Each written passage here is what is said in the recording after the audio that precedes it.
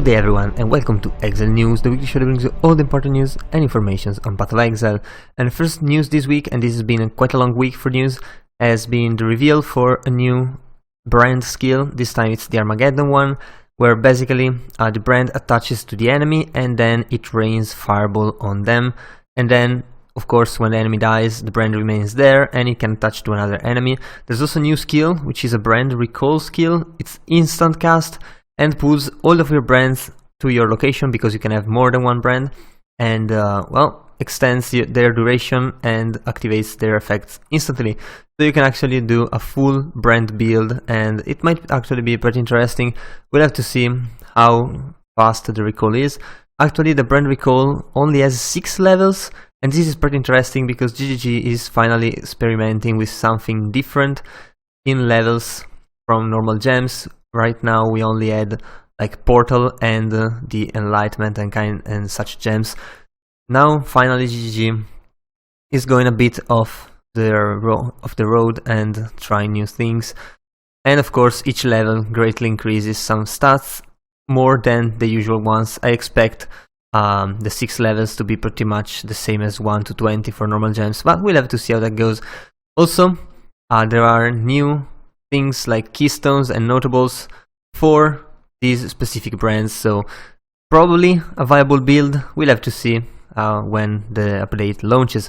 Also, we got a preview for the Primordial Blocks boss fight, and the arena is really cool. Some of the actual skills of the boss are really cool.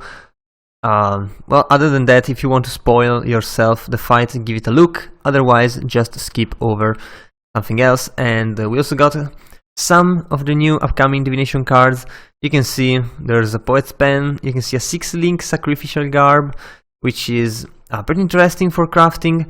Definitely something that's dropping only in the Aziri levels, maybe only on Uber Aziri, we'll see.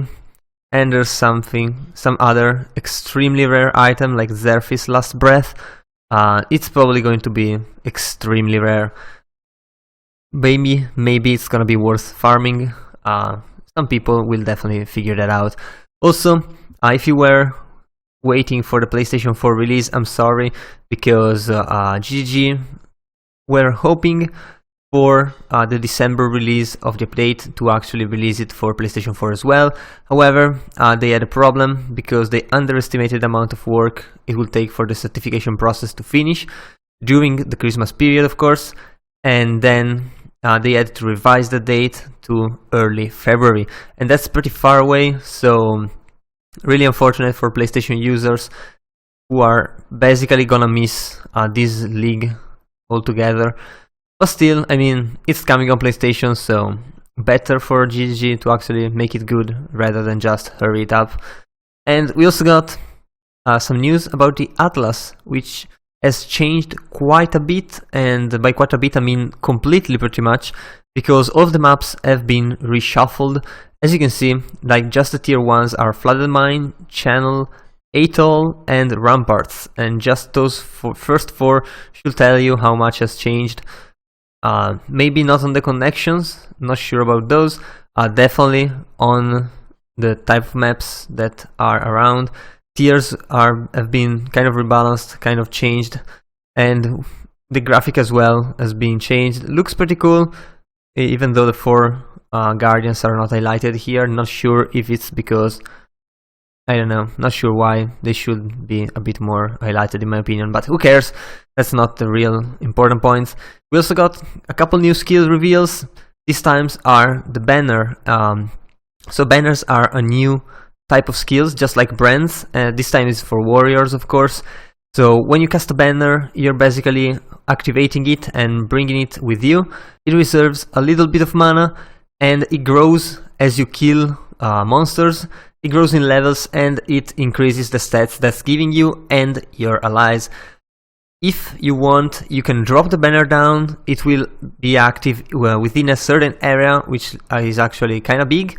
And within that area, you will be granted higher or more bonuses than I was granting you while you were carrying it. However, from the moment you plant it on the ground, a timer starts, and you have something like 60 seconds at 50 charges, which is the max. and after that it expires, so you can choose to use it for smaller monsters or fully charge it and just go ham on a boss. It's probably the most likely to happen thing right there, just using it on a boss, since most builds can just clear packs with one click and doesn't really matter.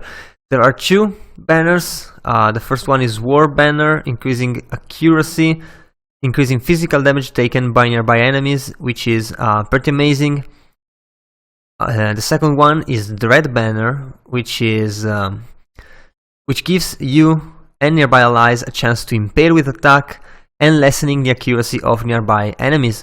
So this is pretty good if you pair it with something like Enfeeble.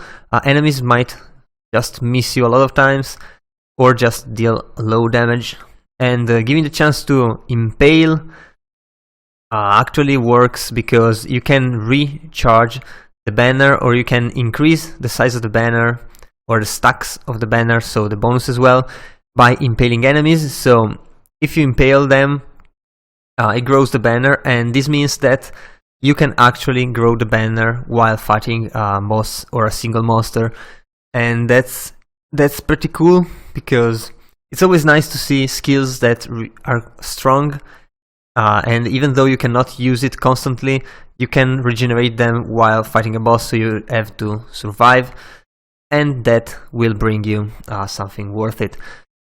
So hopefully these skills are being pretty good. There's another one, which is Arctic Breath. So Arctic Breath has been out of the game pretty much ever since it was created, because it traveled on the ground, and that meant that pretty much every obstacle will kill it, and it made it really annoying to use. And with the removal of shotgunning, it pretty much died completely.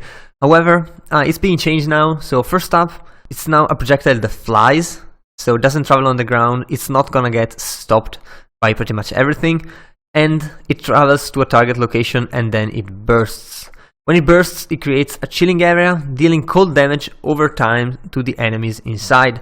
It also says that chilling area moves towards nearby enemies, although it doesn't really look like it's doing that if you check the video out.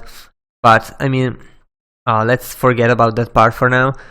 First one is that you can have up to 10 chilling areas at once, and they do not overlap, or rather the damage, the overtime damage, even if the areas overlap, cannot overlap itself. So you just want to clear the most area possible so that you clear faster. And one thing is that the chilling areas are not modified by projectile damage, so this is pretty cool for once, because using multiple projectiles will not decrease the damage. Also, using slower projectile will not increase the damage, so you can actually focus on cold damage and maybe projectile speed, maybe pierce. Pierce sounds like it could be pretty damn good with this skill. We'll have to see from the video. The projectiles seems to be really short, and it's not clear if they work on based on time or based on speed, or maybe neither. So we'll have to see how that goes. And there's apparently they reworked visuals and well, improved the performance. That's pretty cool, because Arctic Breath had some problems with that. But the reworked skill visuals, personally I'm not a fan of. You can check the video below, you will see how it goes. Personally, not really a fan of this skill visually, but I mean, I'm sure there are going to be a lot of microtransactions that will make it actually usable. Also, there is a new statistics that's called Damage Over Time Multiplier, and you can find this on a couple new gears or on the passive tree. And there's also a new gem that's Bone Chill, and this is a support gem which basically causes your chill and chilling areas to increase all cold damage taken proportional to the slow of the chill they cause, which means that the more you slow an enemy, the more damage you will do to it. And this is actually interesting, because now all of the increase into the status effects and non-damaging ailments can definitely become really strong, because when enemies take increased damage, it means that you are doing more damage. That should work pretty damn cool. We'll see if the skill is actually usable or not anyway. And we also got a sneak peek at the new rewards for the challenges in Betrayal, and it looks like GGG is finally starting to understand how microtransactions should be made for leagues. This time we have a Betrayal helmet attachment, which is not shown here. It's this kind of little thing over here, and looks pretty damn cool for once. There's the Betrayal aura effect down here, looking pretty good as well, and the cloak, which is pretty nice.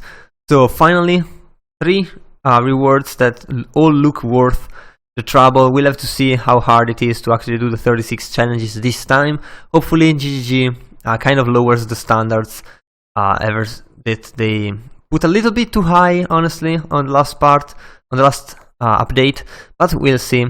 We'll see if they actually do that, or if they even go in the opposite direction. There's also going to be the hideout migration, of course. As usual, the hideout that you have with the most pieces is the one that's going to be kept. And when Betrayal launches, there are going to be the new unified hideout systems, and your hideout will be saved on that tile set type, and you will have all other tile sets to play with once you discover them. So definitely a really cool thing, and well, the update is coming next week, or rather at the end of this week, so better get your builds ready, because it's gonna be massive and it's gonna be amazing as usual. I mean, when has the start of the league been not amazing? Only when there's been disconnections, but GGG has been learning in that as well. So hopefully it's gonna be a really incredible launch and a really incredible league. Everything makes kind of looks like it's gonna be, so good luck with that. Good luck with the start of the leagues, and that was all for this week. So if you enjoyed the video, leave a like and a comment down below. Also, if you want to remain updated every week, be sure to subscribe to my channel. That was all. I've been your host Giorgio, and I'll see you guys the next time.